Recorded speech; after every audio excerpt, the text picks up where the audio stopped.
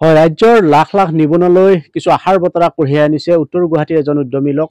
নাম তেওঁৰ প্ৰদীপ দাস আৰু তেওঁৰ ঘৰ উত্তৰ গুৱাহাটীৰ ৰংমহলত। আৰু তেখেতে এখন মিশ্ৰিত কৃষি পাম নিৰ্মাণ কৰিছে উত্তৰ গুৱাহাটী দীৰ্ঘেশ্বৰী দেৱালৰ সমীপত। আৰু এই উদ্যান পামখনত কি নাই, সকলো ধৰণৰ উদ্যান শস্যৰ পৰা কেঁচুসাৰৰ পৰা মাছৰুমলৈকে সকলোখিনি আছে। আপুনি চাওক ঘৰটোত কি ধৰণে লমালমে লাগিছে পাণ, আৰু আপুনি যিফালেই চাই বিভিন্ন ধৰণৰ ঔষধি গছৰ পৰা আদি কৰি উদ্যানজাত শস্য সকলোখিনিয়ে ইয়াত উপলব্ধ হৈছে। আৰু মই এয়া উত্তৰ গুৱাহাটীৰ দীৰ্ঘেশ্বৰী দেৱালৰ সমীপৰ বাবা মাছৰুম ফাৰ্মৰ পৰা দেখুৱাই আছো। এইখন হৈছে এখন মিশ্ৰিত কৃষি পাম, আৰু এই পামখনত এনেদৰে চাই যদি আপোনালোকে দেখিব লমালমে লাগি আছে আপেল বগৰী, যিবিলাক নতুন প্ৰজাতিৰ আৰু বজাৰত য'ত চাহিদা আছে তেনেধৰণৰ বগৰীৰ পৰা আদি কৰি সকলো ধৰণৰ ইয়াতে কৃষিজাত সামগ্ৰী, তাৰোপৰি আছে কেঁচুসাৰ, আৰু লগতে আছে বৰ্তমান বজাৰত অতি চাহিদা থকা যি মাছৰুম, আৰু মাছৰুম ফাৰ্মখন মই দেখাব খুজিছো। তেওঁ উত্তৰ গুৱাহাটীৰ প্ৰদীপ দাসৰ এই যৎসামান্য ভূমিতে আচলতে এনেধৰণে সুপৰিকল্পিতভাৱে তেওঁ প্ৰশিক্ষণ লৈ মাছৰুমৰ পৰা কেঁচুসাৰৰ পৰা সকলোখিনি কৰিছে। আৰু এয়া দেখুৱাই আছো খুব সুন্দৰ এখন মাছৰুম ফাৰ্ম, কাঠফুলাৰ খেতি কৰিছে তেওঁ। আৰু ইয়াৰ পৰা যথেষ্ট লাভান্বিত হোৱাৰ লগতে তেওঁ নৱপ্ৰজন্মৰ যিসকল যুৱক যুৱতী তেওঁলোকক প্ৰশিক্ষণৰ ব্যৱস্থা কৰিছে। আৰু ইতিমধ্যে এইগৰাকী প্ৰদীপ দাসে অসম চৰকাৰৰ কৃষি বিভাগৰ পৰাও যথেষ্ট পুৰস্কাৰ লাভ কৰিবলৈ সক্ষম হৈছে। আৰু কিছু আগলৈ আমি যাবলৈ মই সতীৰ্থক অনুৰোধ জনাম। আপুনি যিফালেই চাই এয়া চাওক কি ধৰণে মাছৰুমৰ বাবে প্ৰস্তুত কৰাৰ কাৰণে সা সঁজুলিৰ পৰা আদি কৰি সকলোখিনি কেঁচা সামগ্ৰী তেওঁ মজুত কৰি ৰাখিছে। আৰু অতি কম মাটিৰ ভিতৰতে প্ৰায় 1.5 বিঘা মাটিৰ ভিতৰতে এখন খুব সুন্দৰ মিশ্ৰিত ফাৰ্ম নিৰ্মাণ কৰিছে। পোনে পোনে মই ইয়াত দেখুৱাইছো। আৰু এই ঘৰটোত আছে তেখেতৰ ধূপ উৎপাদন কাৰখানা, আৰু লগতে যি খাদ্য শস্য গুড়ি কৰা বিভিন্ন ধৰণৰ পিঠাগুড়িৰ পৰা আদি কৰি বুট গুড়ি কৰা তেনেধৰণৰ মেচিনো তেওঁ ৰাখিছে। মুঠতে ক'বলৈ গ'লে এই গোটেই ফাৰ্মখনত আচলতে বিভিন্ন ধৰণৰ যি বস্তুবিলাক উৎপাদন কৰিছে, যাৰ পৰা আচলতে বহুত পইচা আহে, আৰ্থিকভাৱে সচ্ছল হ'ব পাৰে, তেনেধৰণৰ কামবিলাক প্ৰদীপ দাসে হাতত লৈছে। আৰু আপুনি চাবলৈ গ'লে এনেদৰে অতি কম ভূমিত এই ধৰণৰ বিভিন্ন ধৰণৰ খাদ্য শস্য খুব সুন্দৰকৈ কৰিব পৰাটো আচলতে এটা বুদ্ধিমানৰ কাম, যিটো কাম প্ৰদীপ দাসে উত্তৰ গুৱাহাটীৰ ৰংমহলৰ প্ৰদীপ দাসে কৰি দেখুৱাইছে। আৰু ইতিমধ্যে অসম চৰকাৰৰ বিভিন্ন বঁটা বাহনো লাভ কৰিবলৈ সক্ষম হৈছে। আৰু পোনে পোনে আমি গৈ আছো এতিয়া কেঁচুসাৰ উৎপাদন কৰা কেন্দ্ৰটোলৈ।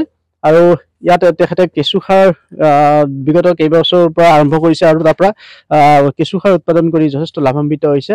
তেখেতৰ আচলতে পত্নীৰ সৈতে একেলগে এই ফাৰ্মখনত কাম কৰে, আৰু তেওঁ নিজে পৰিশ্ৰম কৰে, তেওঁ কোনো ধৰণৰ লেবাৰ নলগায়, আৰু বছৰি লাখ লাখ টকা উপাৰ্জন কৰিবলৈ সক্ষম হৈছে।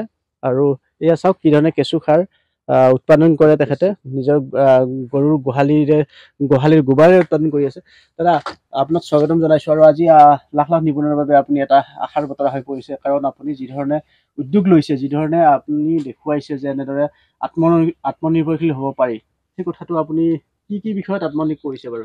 হয়, নমস্কাৰ। মোৰ নাম প্ৰদীপ দাস, মই উত্তৰ গুৱাহাটী নিবাসী, ৰংমহলৰ বাসিন্দা। মই আচলতে প্ৰথম অৱস্থাত মই আছিলোঁ, টেক্সি চালক আছিলোঁ। তাৰপিছত মই মাছৰুমৰ সৈতে জড়িত হ'লোঁ 2012 চনত।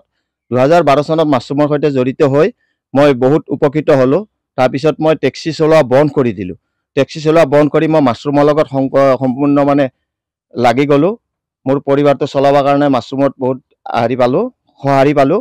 তাৰপিছত মই উন্নত প্ৰশিক্ষণৰ বাবে কৃষি বিজ্ঞান কেন্দ্ৰ কামৰূপত গ'লোঁ। তাৰ পৰা মোক খেদাই দিলে হিমাচল, মোৰ কাম দেখি। হিমাচলত ট্ৰেইনিং লৈ আহি এতিয়া বৰ্তমান মানে মই ইয়াতে প্ৰথম ষ্টাৰ্ট দিছিলোঁ 10টা টোপোলাৰ পৰা।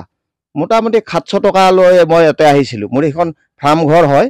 মোৰ ঘৰ আচলতে ৰংমহলত। মই উত্তৰ ফুলুঙৰ এৰিয়াত মই ফাৰ্মটো কৰি আছোঁ। তাতে মই 700 টকালৈ ইয়াতে আহিছিলোঁ। এতিয়া বৰ্তমান মোৰ এইখিনি 2000 চিলিণ্ডাৰ মানে টোপোলা ৰাখিব পৰা ব্যৱস্থা কৰিছোঁ। আৰু লগতে মই কেঁচুসাৰ কৰোঁ, ভাৰ্মি কম্পষ্ট কৰোঁ। তাৰপিছত নানা ধৰণৰ ফুল ফল এইবোৰ আমি নিজে কৰি টেকন'লজি কৰি পেলাই আমি লগাই আছোঁ। তাৰপিছত মই আচলতে প্ৰশিক্ষক হওঁ, মাছৰুমৰ প্ৰশিক্ষণ বহু জেগাত দিছোঁ, বহু NGOত মই কাম কৰি আছোঁ এতিয়া বৰ্তমান। আৰু এই সামগ্ৰিকভাৱে ইয়াৰ পৰা কিমান লাভালাভ হয় মাহিলী? মোৰ বৰ্তমান মাহিলী 30ৰ ওপৰত থাকে। আপুনি কোনো লেবাৰ ৰখা নাই? মই লেবাৰ ৰখা নাই, মই অলপ অলপ কৰি মানে টাইম দিওঁ চবখিনিকে। মুখ্যতঃ কি কি বস্তু আছে আপোনালোকৰ আপোনাৰ দ্বাৰা উৎপাদন কৰা? মোৰ আচলতে মাছৰুমটো মেইন আছে, মাছৰুম উৎপাদন হয় ডেইলি, আৰু ড্ৰাই মাছৰুম কৰোঁ। তাৰপিছত মই অকণমান টাইম দিওঁ কেঁচুখাৰত বেছি লাগি থাকিব নালাগে। তাৰপিছত মই আগৰবাতিৰ মেচিন আছে, ধূপ বনাওঁ, আৰু মোৰ লগত যথেষ্ট সহায় কৰে মোৰ ফেমিলি। যদি কামৰ মানে অৰ্ডাৰ বেছি আহে, মই আৰু ওচৰ চুবুৰীয়াৰ দুখীয়া পৰিবাৰ কিছুমানক আনি ইয়াতে কাম কৰাওঁ। দেখা গৈছে যে এনেধৰণে প্ৰদীপ দাসে নিজ ঘৰতে এখন মিশ্ৰিত ফাৰ্ম কৰিছে, আৰু এই ফাৰ্মৰ পৰা আচলতে লাখৰ ঘৰত তেওঁ উপাৰ্জন কৰিছে। গতিকে ই এটা ৰাজ্যবাসীৰ বাবে, বিশেষকৈ নিবনুৱাসকলৰ বাবে আশাৰ বতৰা। আৰু পুনৰবাৰ দেখুৱাবলৈ জনাম, এনে কেঁচুসাৰৰ পৰা আদি কৰি সকলোখিনি ইয়াত উপলব্ধ হৈছে, যি কামৰ দ্বাৰা আচলতে প্ৰত্যেকেই স্বাৱলম্বী হ'ব পাৰে, চাকৰিমুখী নহয় স্বাৱলম্বী হ'ব পাৰে, আৰু চাকৰিতকৈ বেছি উপাৰ্জন কৰিব পাৰে। সেই কথাটো প্ৰমাণ কৰিলে প্ৰদীপ দাসে। আৰু তেখেতে বিভিন্ন ধৰণৰ প্ৰশিক্ষণো লাভ কৰিছে, আৰু সেই প্ৰশিক্ষণ লাভ কৰি তেখেতে এনেধৰণে বিভিন্ন প্ৰান্তৰ পৰা অহা যুৱক যুৱতীসকলক কিছু প্ৰশিক্ষণ দিয়া বুলি জানিব পাৰিছোঁ। গতিকে এই ফাৰ্মখনৰ জৰিয়তে যে আপুনি উপাৰ্জন কৰি আছে, নতুন চামক কি ক'ব বাৰু? মই উঠি অহা চামবোৰক কওঁ যে চাকৰিৰ পিছত নালাগি, কোম্পানীৰ চাকৰি নকৰাকৈ যদি ঘৰতে কম মূলধনত এনেকুৱা ফাৰ্ম গঢ়ি তোলে, তেওঁলোকৰ পৰিয়ালটো সুকলমে চলাই নিব পাৰে, নিজৰ ওপৰত নিজেই থিয় দি স্বাধীনভাৱে কাম কৰি যাব পাৰে। মাৰ্কেটিংটো কি ধৰণে কৰে? মাৰ্কেটিংটো আপোনাৰ অৰ্ডাৰ আহে, আৰু মাজতে মোৰ দুটামান ফেৰিয়ালা আছে, তেওঁলোকক দি দিওঁ, তেওঁলোকে মাৰ্কেট কৰে। গুৱাহাটী IIT-টো গুৱাহাটী IIT-ত যায়, জালুকবাৰীত যায়, তেনেকুৱা ডাঙৰ ডাঙৰ কিছুমান জেগা আছে, তাতে আমি দি দিওঁ, মলত যায়।